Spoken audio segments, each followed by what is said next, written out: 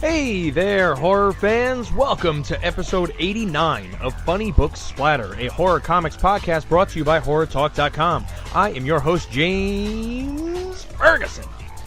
First off, yes, I am still playing catch-up. The last few months of 2018 have been insane! I'm aiming to get into a more of a regular schedule again with next year. Anyway, here is the second half of my interviews from New York Comic Con.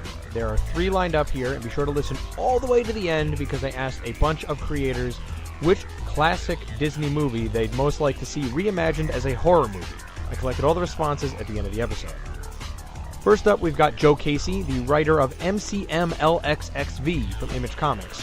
While that's technically the title, it's really the Roman numerals for 1975, the year the comic is set. There are 3 issues out now that tell a complete story. We'll hopefully see a collection coming soon and more from this world. Ben, hello. James, Joe, hello. Yeah, it's funny with comics. I don't always know what people look like. Yeah, so of course. It's tough. I want to make sure I'm talking to the right people. So the first question I guess is asking how do I? So 1975 is just how we call it. So how did you arrive on the Roman numerals then for that as the title for it? Well, it makes a cool logo. It does. You know, better than a bunch of fucking numbers. You know. That's a good point. I get a vibe of mage with this between the artwork and it could be just the cabbie, but is that kind of an influence in the story? Early Matt Wagner is definitely in my DNA, so that was bubbling up in there somewhere for sure. Mm-hmm. Would you describe this as is our main character? I'm sorry, his name is escaping me. Pamela Evans. Pamela. So, is she? Part of it sounds like she's part of a long line of cabbies that are kind of defending our world, or at least we see her kind of training in the first issue as a child. Well, the taxi cab, there's sort of 2 things. The taxi cab part of it I wanted to present as its own noble profession. The monster fighting thing is a whole separate thing for her, and that has a lot to do with her past, which will be explored in upcoming issues. Cool. The monsters that are in here, there's a little bit of everything, it seems, when it comes to how did the designs for those come about? Did you just kind of speak to the artist and say, "Hey, I want to make monsters," and see what comes out, or did you have certain things in mind? Well, usually artists are really good. They love to draw monsters. Yeah, that's what I found in the horror world. You only have to kind of pull the string and let them go, and they'll come up with some cool shit if if you're on the same page story-wise, and we totally were. Yeah. So I just.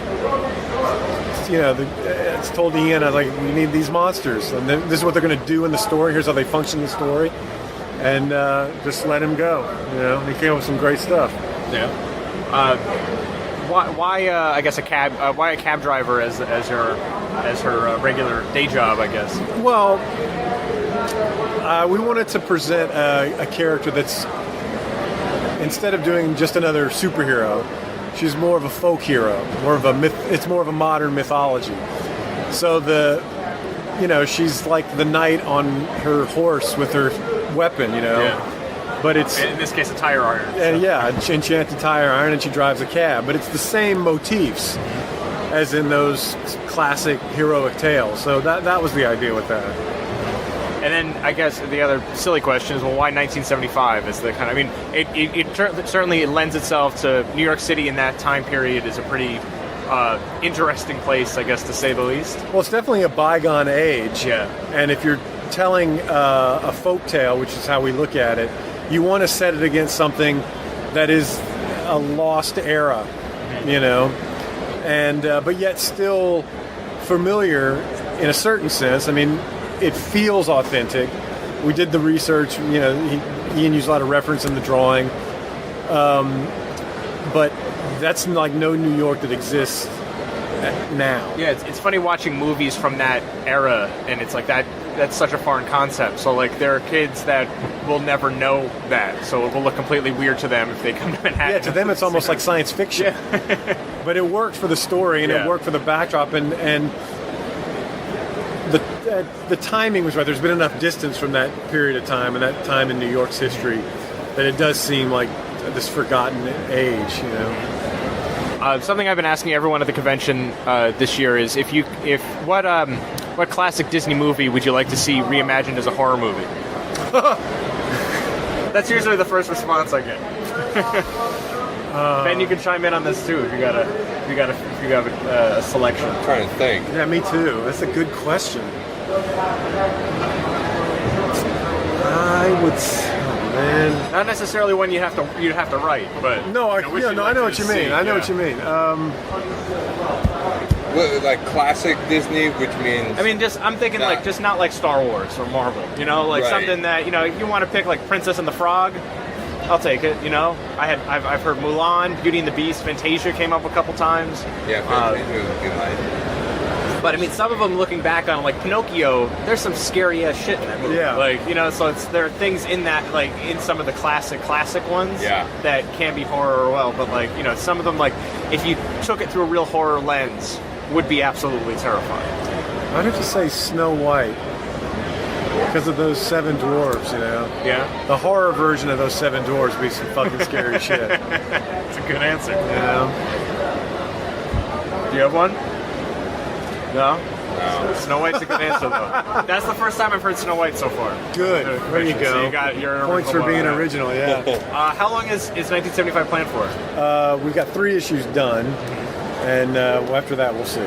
Okay. So is it a 3-issue, like, solid story? Yes, Okay. it definitely has its conclusion, yeah. Cool. Thanks again to Joe Casey for chatting with me in the bowels of the Image Comics booth.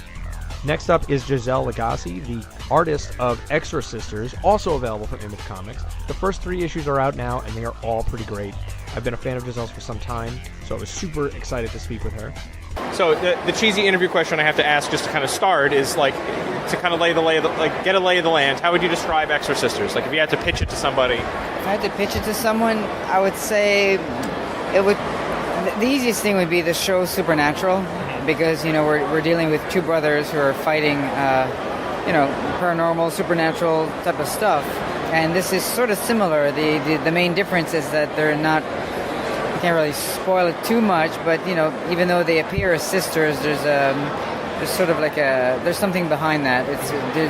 And you find out a little bit later on why they are, even though they look alike, they're very different because they haven't really, how can I say that, grown in the same place. Yeah. So. Okay, so separate, but still, they have a deep connection. They have a deep connection, exactly. Yeah. What drew you to this to doing something like this, as opposed to some of your other work that seems a little more, I don't want to say like cartoony or like more of a softer style? This has monsters and stuff in it. Well, I had done I had worked on a webcomic called Eerie Cuties, and it was sort of like this monster high school type of thing, even before Monster High School started. So I always liked creatures, monsters, and stuff like that, but I never went really far with it. This, I think, helps me explore more of what I could do with it. Yeah. And also, I had done Betty Boop just like a year or so before, and she ended up in hell a tremendous amount of time. So, and see, I didn't even look at that book, but if I knew that she was going to end up in hell, then I would. So Betty Boop was always in hell. So I thought it was like, I don't know. Even though it was really cartoony, I was enjoying the whole idea of drawing this world in hell. So when I knew that this would have all these elements, I thought, oh, this is going to be fun. So. Yeah. Do you have a favorite monster? Not particularly. Anything that's, I guess, I like them a little bit cute at the same time, I guess. It's really strange. What about favorite one to draw? Do you have something like that really sticks out that you really like to draw? Right now there's a character which is not really a monster, but he's like he shows up fairly quick in issue 3. He's sort of like a little bug, like a fly, but I like him a lot. He's not really a monster, but I just like the way I can draw him because the way he can emote, like his emotions. So that's what I like the most. Basically, is how to make, even when the characters are gross or whatnot, is how you get their emotions come out. Now, the series kind of began as a stretch goal for your last Kickstarter, right? Or am I putting it? Was that like the cart before the horse? No, it makes sense. Basically, because of my webcomics, I do a lot of Kickstarters, and they generally do pretty well. So I always end up having all these stretch goals, and I know that I have, people want to know what you're going to do with that money, and. Can't this be make more comics? Make more of these. These still cost money, right? Well, everything, to me, it was like, okay, well, we have a chance to fund the production of something using the Kickstarter. So even though the Kickstarter was for something else, with the stretch goal, it allowed me to pay people because sometimes a lot of projects don't start off because you don't have the money to pay everybody to do the production. So you got to pay a colorist, a letterer, the editing and whatnot. So I figured you shouldn't work for free either. And that's the same thing. I wanted a little bit of money for myself, to be able to work on these pages because it takes time. Yeah. So, and also for Ian who was writing. So that's how it began. And then from there on, we decided I could have kept it where I would have published it, or found, but we decided, okay, let's try a different route. Like I wasn't really used to using other publishers. It's very easy for me to just publish my own stuff. So, but you have a proven track record with your Kickstarters that you're delivering, and you not only the book, but some of the, statues and all these other things as well. Yeah, exactly. I'm just really used to controlling everything. So sometimes it's not easy to let someone else control the stuff. Yeah. So, but I wanted to give it a shot. So Image, I think, is probably a good balance because they are very creator-own friendly. Yeah, and you still have to do a lot for Image as well. It's not like they just kind of take it and run with it. No, you still have a lot of control. So I think this is probably a good idea to try. If you're going to try something more direct market, this was probably the way to go. So. How has the experience been so far? Up to now, it's been good. Yeah? So a couple weeks until the book comes out, though. Yeah, well, but still, I've dealt with the production over there and the people that take for the PR and whatnot, and they've been nice up to now. Yeah. Something I've been asking everyone at the convention this year is if you could see one classic Disney movie reimagined as a horror movie, what would it be? Oh my God. That's usually the first reaction I get when I ask the question. Oh, it's hard. I'm not even I'm not that big of a Disney fan per se. I mean, I like Mickey Mouse and everything, but like I wasn't one to watch all these princesses and stuff like that. I like Tangled, so hey, maybe Tangled. There we go. That could work because the hair could spiral and become some Junji Ito type of thing. I don't know. That'd be great. Awesome. All right. Thanks to Gisele Lagace for taking the time to speak with me at her table in Artist Alley. Finally, we've got Ryan Cady, the writer of Infinite Dark from Image Comics. The first 3 issues are out now, and they're super creepy sci-fi horror stuff. So, all right, murder. So, Yes. Okay. So, it seems like with everyone that's left, obviously that's something that's like a cardinal sin. Yes. So is that something I guess, a steep penalty for some or punishment for something like that, or is it more about now researching the whodunit part Well, of the aspect? it's all about it. It's about the whodunit, but it quickly spirals into something much bigger. Again, I don't want to spoil something, but there's a thing that happens in the first issue after the murder that sort of puts.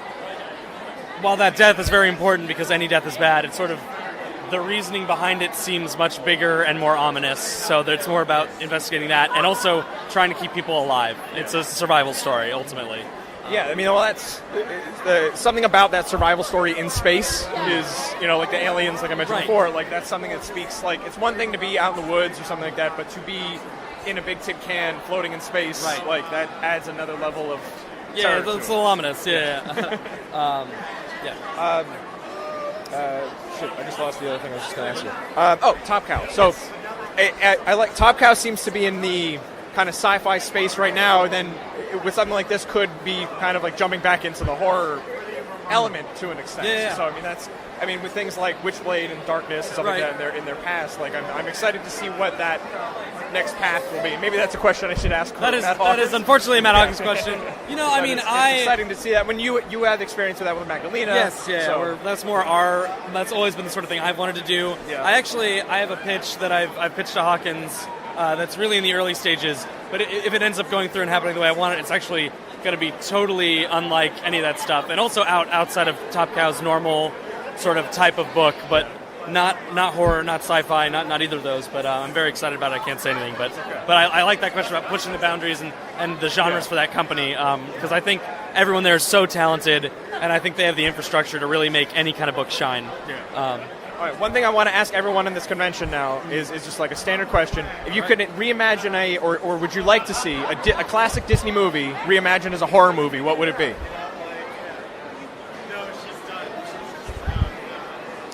I'm gonna say, just because it's like a not obvious answer, I'm gonna say Mulan. Okay. Because like, I mean, it does have a dragon in it. it has a dragon in it. I don't even know what that would be, but there's ghosts, there's a dragon, there's an invading army. Elements are in there. Like I feel bad like choice. something really horrible.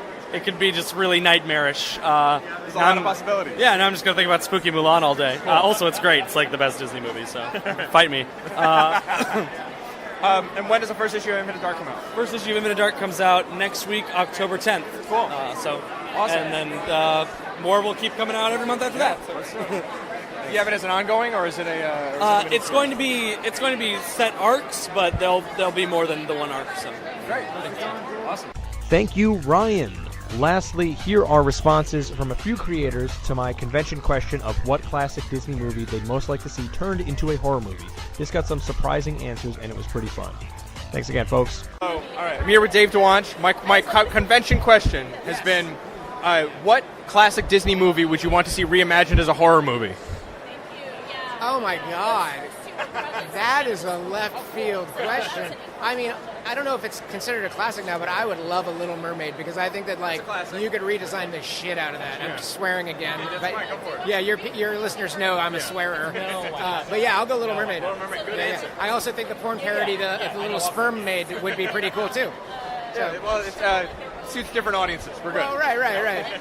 Okay. There's some overlap. There's a Venn diagram there. That's okay. There's a little crossover with both of those. Yeah, I'm sure your horror fans are like, oh yeah. I see where he's going. And Disney fans are like, fuck, put him on the list. To get carded the next time you go to Disney World.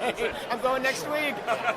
All right, I'm here with Dirk Manning. Dirk, Yes, New York sir. Comic Con question. Yes, sir. What classic Disney movie would you want to see reimagined as a horror movie? Oh, wow. Reimagined as a horror movie?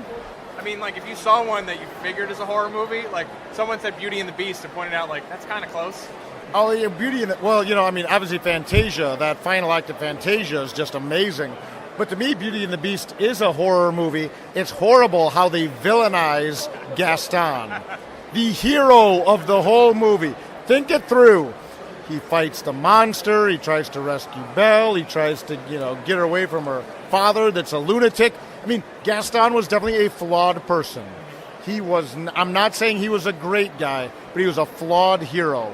And really, I think that we need to reframe that movie. When I see Gaston as the villain in, like, play sets or whatever, or listed amongst the villains of Disney. No more gaslighting Gaston. No, exactly. That's the horror. That's the horror. That we're living in the horror world where people are praising the beast who captures Belle, keeps her a prisoner, and things like that. It's not okay. We need to look at this through a new lens. Again, Gaston's a flawed person, complex, many layers. But deep down, the monster hunter, the true hero. Awesome. Thank you, sir. Everyone this. Sorry. Here with Pornsack Pichette Show, right? We got it. Which classic Disney movie would you want to see reimagined as a horror movie? Ooh, The Lion King. Lion The Lion King. That's a good one. Yeah. Because one, it's like a lot scarier than you think it is. It's also hella racist. So like, if you mix the two together, I actually think it'll be a cool. And like, everyone eats they're all carnivorous animals. So They yeah. shouldn't all be hanging out like that. Yeah, no, absolutely. Those hyenas are like, they're up to no good. So yeah, I would say The Lion King. Good answer. Yeah. All right. Here with Tess Stone. Which classic Disney movie would you want to see reimagined as a horror movie? A classic one? Yeah. And like, if you want to get newer, that's fine. I mean, just not like Star Wars. I think Beauty and the Beast. Yeah. Yeah. That would be a good one. I think it would be really creepy and really good. It's already, I think, borderline. Yeah. I mean, it literally has a monster in it. Yes. Yeah. It's already halfway there. I mean, half of it could just be in the furniture that talks. Yeah, that's already creepy. Yeah. They just happened to make it cute the first time. Yeah. The second time, I didn't care. That was almost horror level for me already. So. The candle one was the one that freaked me out. Yeah. That was too And much. the painted face on the pots. Oh, yeah. I was already kind of pushing it, but they just needed to embrace it. Yeah. So yeah, that's a good answer. I like it. Thanks Thank so you. much. It's good seeing you. Yeah. Creators. All right. This is with Josh Williamson. Which classic Disney movie would you want to see reimagined as a horror movie? Oh man, that's tough. I think about Disney movies all the time. And so it's more a matter of what would I want to see be remade, and I think would be interesting. I mean, Oliver and Company. I think it's interesting how some of the older ones are a little more scary at times, you know. Cause Oliver and Company, they literally kill a dude. Like that guy like blows up. I mean, I feel like Snow White would be interesting, but that's been done, right? That's part of it. Like all the ones that are the more classic ones you can find, right? Like you know, there's a Cinderella, it's a horror. You know, there's Snow White horror ones. Pinocchio. Peter Pan, I know that people have done stuff with it. I think that's really interesting. Like I've had a lot of thoughts on Peter Pan. I think you do an interesting take on Peter Pan. I have a crazy idea for Peter Pan that I'll never be able to do in my life. Well, isn't it public domain now? You can probably get away with it. It's complicated. Yeah. I'll tell you when this thing is up. All right. But yeah, I think Oliver and Company would be crazy. You know, like that. Aladdin would be interesting. But yeah, I was Oliver and Company good. I think that's the most random. Yeah. Yeah. There you go. Good answer. All right. This is with Paul Aller. Which classic Disney movie would you want to see reimagined as a horror movie? Wow, that's a good one. Mary Poppins. See, that's my answer. I feel like what else could she be doing when she's up in the clouds? Yeah. Fighting angels and demons. That's what... I like it. See?